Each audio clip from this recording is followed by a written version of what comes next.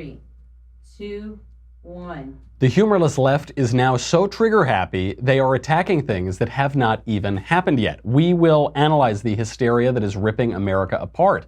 Yoram Hazony will then explain how to bring our nation back together in his book, The Virtue of Nationalism. Then a new poll shows Americans no longer care if political candidates are religious, while Pope Francis blames the devil for exposing the corruption of bishops. I wonder if one has to do with the other one. All that and much more. I'm Michael Knowles, and this is The Michael Knowles Show.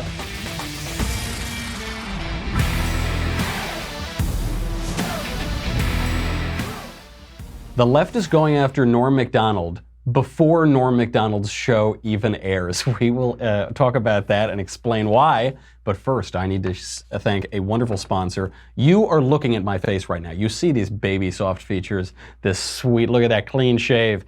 That's because I use Dollar Shave Club. And I love Dollar Shave Club. I love everything that Dollar Shave Club has to offer. I love the amber and lavender body wash. I love the Big Cloud Good Shake hand cream. Where do they get these names? These are good. I even love the One Wipe Charlies because I use them to take my makeup off. You can use them for something else. They're also used as a portable bidet. The One Wipe Charlie wipes. They have Boogie's Pacific Pomade. Oh baby, they got everything. My favorite thing they have is their razor. They have the 6-blade executive razor. It's the best razor I've ever used. And look, I'm a man who is easily satisfied by the very best. You know, I have simple tastes. I've always used really good razors. This is the best one I've ever used. It is so good, and but all of their products are top notch. Right now, you can get an amazing deal on one of their starter sets. I recommend the Daily Essential Starter Set. It comes with everything. Head over to dollarshaveclub.com/Covfefe, C-O-V-F-E-F-E. The Daily Essential Starter Set comes with the Amber Lavender Body Cleanser, which is one of their top things, but you can get any of them. Pick your own DSC starter set for just $5. After your starter set, products ship at a regular price. That is dollarshaveclub.com/Covfefe, C-O-V-F-E-F-E. Which starter set works for you. dollarshaveclub.com/Covfefe, C-O-V-F-E-F-E. Really good products. So they're going after Norm Macdonald. You know, I've referred to Norm on this show before. He's my favorite living comedian. I know he's the favorite comedian of a lot of people out there too. And, you know, you can go down a YouTube wormhole of all the Norm clips. And the reason we're talking about Norm now is he's getting a show on Netflix in, I think, 2 or 3 days. I think it's airing either this week or next week. And so the left is already trying to get him. Now, Norm, it's not like he's some Brooks Brothers wearing conservative. It's not like, you know, he's this right-wing apologist or something. He's just not politically correct, and he's a comedian who cares about actually making people laugh. Unlike Nanette, unlike Kathy Griffin, unlike people who they go for claps and not laughs, Norm actually goes for laughs. And so they're so angry at him because he isn't politically correct, because he isn't making jokes about Trump, because jokes about Trump are super duper lame. He did this interview yesterday or 2 days ago with The Hollywood Reporter where he was asked, what do you think about Roseanne Barr and Louis C.K., both of whom are friends of his going back decades, I believe. And he said, well, you know, they were really broken up about the whole thing and they're really sorry and I'm glad to see them back on their feet. Something to that effect. And they are pillorying him for this.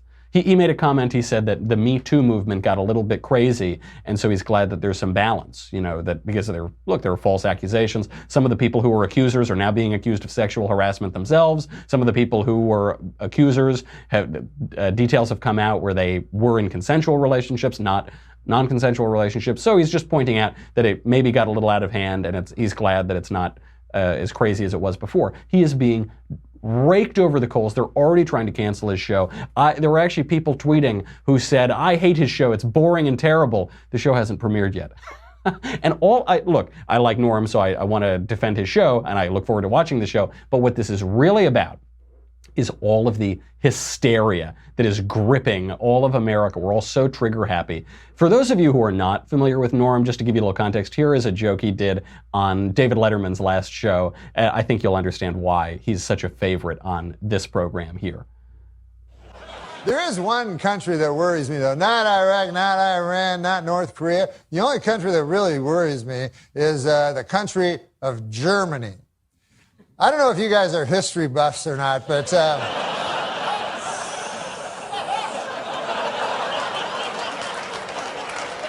in the early part of the previous century, Germany decided to go to war. And who did they go to war with? The world. had never been tried before. And so you figure that would take about 5 seconds for the world to win, but no, it was actually close.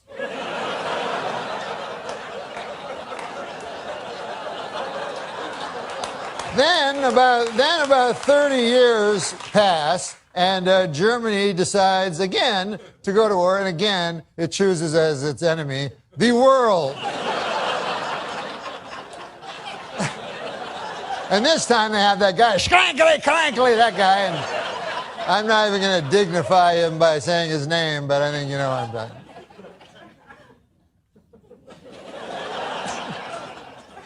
But you'd think at that point the world will go, listen, Germany, here's the deal. You don't get to be a country no more on account of you keep attacking the world. You know, what do you... So you get the sense. We've talked about similar things before on this show, with due respect to our German viewers and listeners. So anyway, the left is very upset because he's not being mean to Trump, or he's not telling this joke or that joke. He's actually telling jokes just that are funny, you know, and that you're not allowed to do that anymore. We're in the Nanette comedy world now. So Norm actually was booted from the Jimmy Kimmel show because of this non-traversy. This is the stupidest non-traversy since the Mark Duplass thing. You remember the whole Mark Duplass? He said, oh, I kind of like Ben Shapiro. Now his whole career is ruined. This is the stupidest non-traversy since then. Jimmy Kimmel goes up to Norm Macdonald and said, you can't come on the show because you said that you still sort of like Roseanne Barr and you still sort of like Louis C.K. My producers are crying because of your comments. My producers are crying. Millennials in the workforce, folks. Safe spaces at the Tonight Show. By the way, I will actually give it to those millennial producers. Certainly, they undoubtedly millennial producers, because they were able to negotiate in warm milk and pacifiers into their nightly contracts. So great, good work. I mean, that's the art of the deal right there. Jimmy Fallon. I'm sorry, it was Jimmy Fallon, not Jimmy Kimmel. It's really sad because those two guys used to be different people. One was the crazy lefty, one was just, you know, sort of having fun. And now, unfortunately, it looks like Jimmy Fallon is falling into that left-wing claptrap too. Easily confused, though, sorry to say that. It's all of this trigger-happy hysteria. Producers shouldn't be crying because of a common-sense observation. They should. People in show business is a horrible industry, and we know that this town is rife with emotional, physical, and sexual abuse, and they're crying because a guy made a normal observation. The left is being hysterical. That's what this is. That's the only way to describe it. It is hysteria. Get a hold of yourself, people. Get a hold of yourself.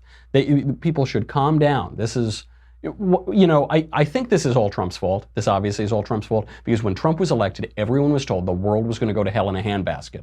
And then he was president for 2 years now, and everything is going fine. Now, common sense, your gut instinct would tell you this would make people change their mind. Everyone would calm down because of this. But that's not how people work in real life. What actually happens when they're totally hysterical, they're expecting the worst, something good happens, they ignore the reality and double down on their prejudice. They double down, so they say, well, but Trump is president, so things can't be going well, so it's really awful, so blah, blah, blah. And that's why they're getting crazier and crazier. As the economy improves, as the jobless numbers go down, as the world is at peace, relative peace, they're not getting happier, they're getting crazier. This is how conspiracy theories work. When a guy has a conspiracy theory and then you point out the holes in his conspiracy theory, he doesn't stop believing a conspiracy, he just thinks you're part of the conspiracy. He gets even wilder. So you saw this Morning Joe humiliated himself yesterday. It was a despicable column on 9/11. He said that Donald Trump is worse than 9/11. Worse than 9/11. He said, quote, for those of us still believing that Islamic extremists hate America because of the freedoms we guarantee to all people, the gravest threat Trump poses to our national security is the damage done daily to America's image. As the New York Times' Roger Cohen wrote the month after Trump's election, America is an idea. Strip away freedom, human rights, democracy, the rule of law from what the United States represents to the world, and America itself is gutted. America is gutted under Donald Trump, according to Morning Joe and some dum-dum over at the New York Times. First of all, America is not just an idea. America is a country founded in part on ideas and on a tradition in a land at a particular time with particular people. So it's not just an idea. It doesn't float in this rationalist, ethereal cloud. It's a real place. It's a country. It's a nation, which we're going to be talking about in a little bit. But also, does anybody believe that Donald Trump has stripped America of freedom, human rights, democracy? No, the left wanted to strip America of democracy. They still want to overturn a presidential election. But Donald Trump has only increased the freedom experienced by Americans, deregulated the government, let Americans keep more of their money. Is America gutted? Of course not. But they can't admit this because they were so wrong in their predictions. They can't admit it, so they have to get crazier. Morning Joe called Trump a politician who has done more damage to the dream of America than any foreign adversary ever could. Donald Trump, worse than Pearl Harbor, I guess, worse than blowing up the harbor, killing all those Americans, worse than killing 3,000 Americans. Do you really believe that? Maybe he does, but what a morally idiotic fool if that's what he really believes. Jeff Bennett at NBC, the White House correspondent, tweeted out, he said, quote, Trump in Shanksville talks to U.S. troops fighting the menace of radical Islamic terrorism, a controversial campaign catchphrase that he didn't use last year. A controversial catchphrase. Radical Islamic terrorism is a controversial controversial to whom? It's just reality. It just describes it. But NBC can't admit the reality because for years and years, Barack Obama wouldn't use the term. The Democrats wouldn't use the term. But it turns out the enemy that we're fighting are radical Islamic terrorists. They're not moderate. So they're not moderate, they're radical. They're not Methodist, they're Islamic. And they're not legal participants in war. They're terrorists. They're radical Islamic terrorists. That's not a controversial catchphrase. That's just a basic description of who they are. But as we've seen this time and time again, 65 terrorist attacks in Europe in just the last 4 years. As we've seen it time and time again, a stabbing seems to be happening every month or so in Europe. We've had 7, I think it was 7, might have been 9 terrorist attacks since 2001 in the United States. We can't.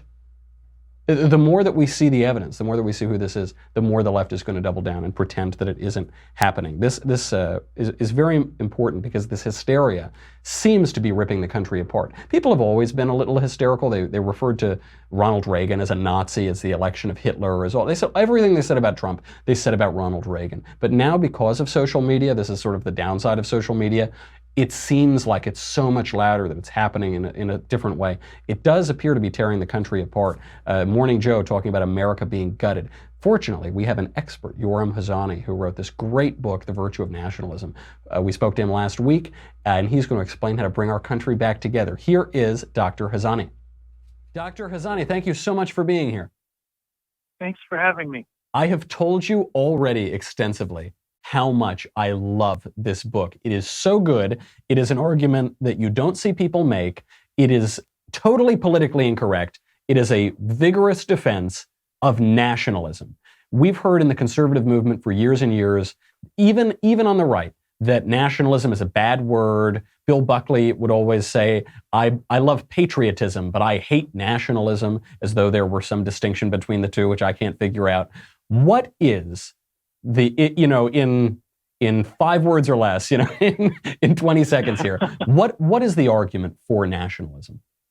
The simplest argument is the world better off if it's governed by a diversity of independent nations, each one with its own different customs and traditions in constitutional and religious issues, each one an experiment in what it is for human societies to live. Is that better? Or should we go for some kind of centralized, rules-based order that somebody's going to decide about and then impose on the rest of the world? The argument is that the first is far superior. It's not utopia, but it's better. Well, what is amazing in the book is it's a simple premise, which is that there are 2 orders of the world. You can have an imperial order, the order of empire, or you can have a national order. You trace that national order all the way back to the Bible, and you trace the imperial order all the way up to institutions that we don't even think of necessarily as imperial. The European Union, the United Nations, all of these supranational organizations. Why is it that the progressives seem to be advocating for empire? And how is the EU no different than the empires of antiquity. Well, as far as the progressives, don't forget that Marxism was a clearly imperial universalist ideology that sought to conquer the whole world and get everybody to live according to a single theory. So the fact that progressives continue to believe in something like that isn't terribly surprising. It's maybe a little bit more surprising to find people who are liberals or classical liberals who were for a very long time allied with conservatism, even today, also advocating some kind of let's tear down all the borders and impose a single regime. But I think for me, that's personally more surprising. Well, it's interesting too from your vantage in Israel, because Israel comes out, it is born out of the Second World War, a nation for the Jewish people. And now, not shortly after the end of the Second World War, we saw that nationalism was being blamed for the Nazis. It was about nationalist expansion and nationalist hatred and nationalist fervor. And that's why we all decided we have to totally get rid of nationalism and become one big kumbaya community of people across the earth. You say that this argument and this common knowledge that we have is totally ridiculous. How so? Well, it's not totally ridiculous. It's just mostly wrong. I mean, look, if you read about the policies of somebody like Dwight Eisenhower, his foreign policy was based on fighting imperialism and supporting nationalism because he believed in the self-determination of peoples. And you can name lots of others on the left and on the right. Woodrow Wilson, Teddy Roosevelt in his later years, de Gaulle, Thatcher, Gandhi, David Ben-Gurion. I mean, so many people who are revered, heroic figures, politically and intellectually, subscribed to one version or another of a nationalist world order. That it really takes just an extraordinary degree of ignorance to just blame all of that, say all of that is like Nazism. And I just want to say that the people saying this obviously have, I mean, I don't recommend that people actually read Mein Kampf, but if you're going to talk about this, it's not fun to read, but if you're going to talk about this subject, it's worth actually looking at what the Nazis believed. The Nazis were, from the first moment, an imperialist movement whose goal was, as Hitler wrote, to make Germany the mistress of the globe and the lord of the earth. His goal was to overthrow the order of national states, which he viewed as corrupt and contemptuous.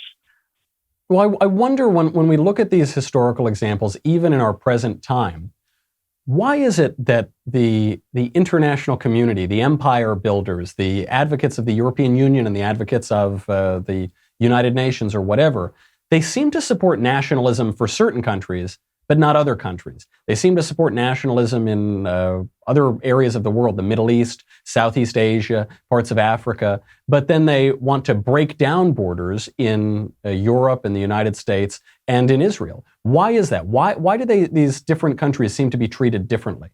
You're absolutely right, and the answer is because this internationalist worldview, in both its progressive and its liberal forms, is descended from an Enlightenment theory of history, which goes, an excellent example is Kant, which says that first a society is tribal and barbaric and everybody's killing one another.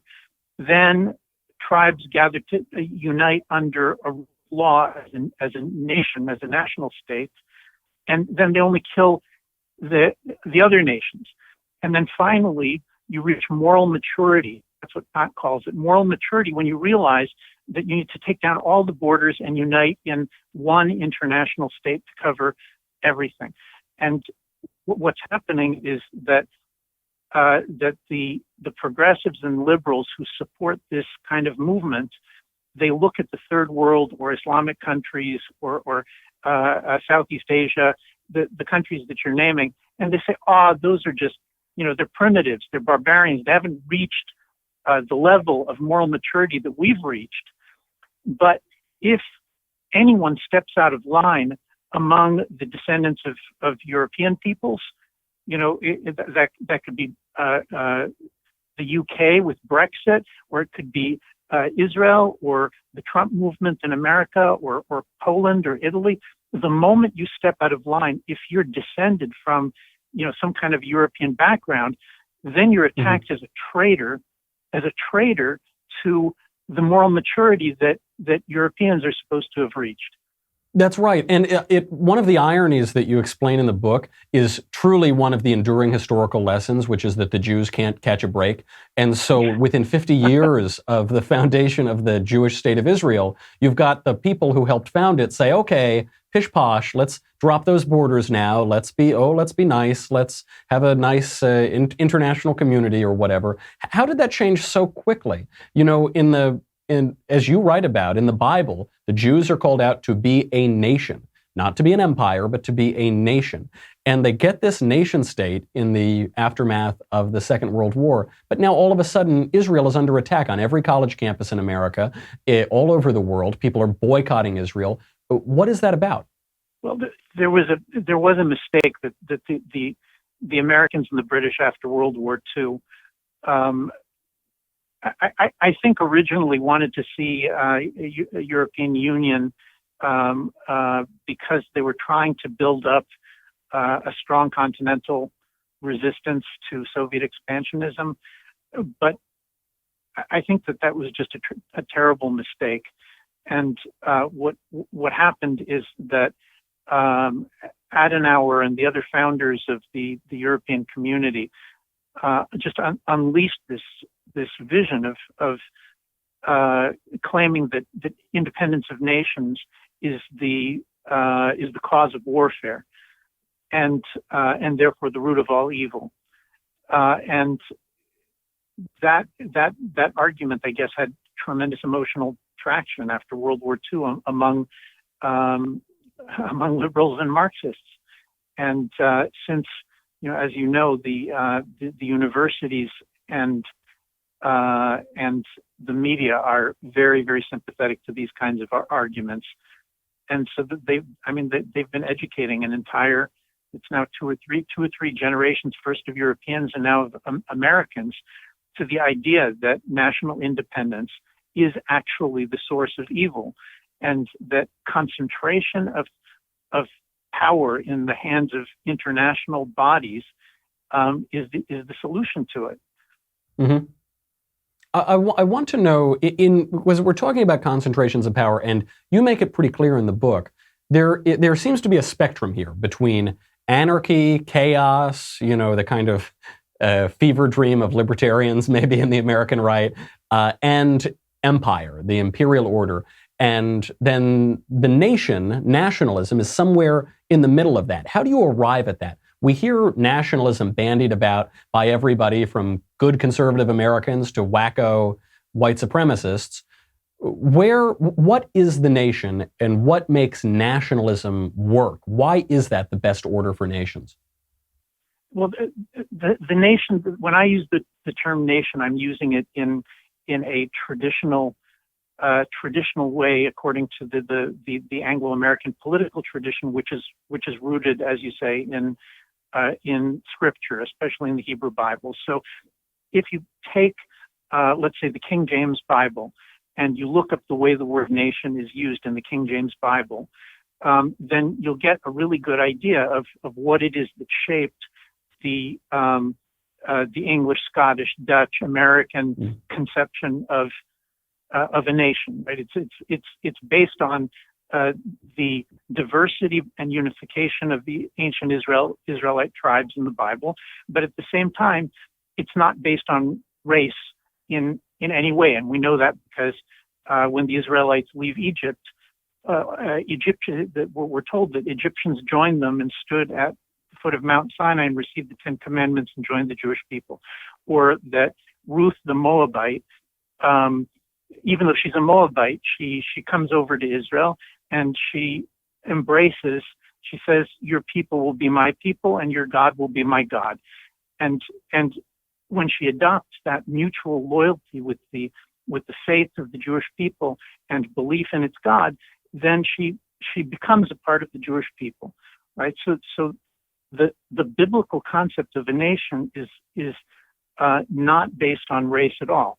It's a unification of a number of tribes that are diverse internally, but at the same time share some kind of basic cultural inheritance around which they can unite, which is usually a language, a religion, a legal system, and so on. Well, that is such a wonderful clarification, because I'm reading it and I'm thinking, this is the best defense of nationalism I've heard. This is a very compelling argument. And yet I wondered where these, they call themselves white nationalists, fit into it, because I've always found their arguments to be weak, to put it charitably, to not be very compelling at all. And it's just a misunderstanding, it seems, by these various 20 racists who exist in America, a misunderstanding of what the nation is, what the nation has meant throughout history, throughout all of history.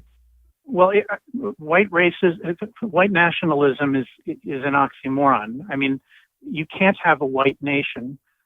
I mean, there is no white nation. There's historically never been such a thing as a group of people who are the whites, and they are a nation. So the whole argument, the biblical and Anglo-American argument, is based on the assumption that nations are not some kind of fantasy that somebody came up with. You can't just say, "Oh, people with blue eyes, they're a nation." There's an actual historical thing that is a nation. The French are a nation, the Dutch are a nation, the English are a nation, and so on. And you can argue on the margins about whether some group or another qualifies, but the fact that there are nations and that they're distinct from one another and that they're internally cohesive, and that's an empirical fact.